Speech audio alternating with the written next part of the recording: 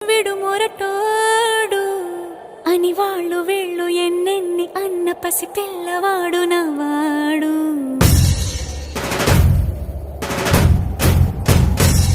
విడు ముండోడు అని ఊరు వాడ అనుకున్న గాని మహారాజు నాకు నవాడు.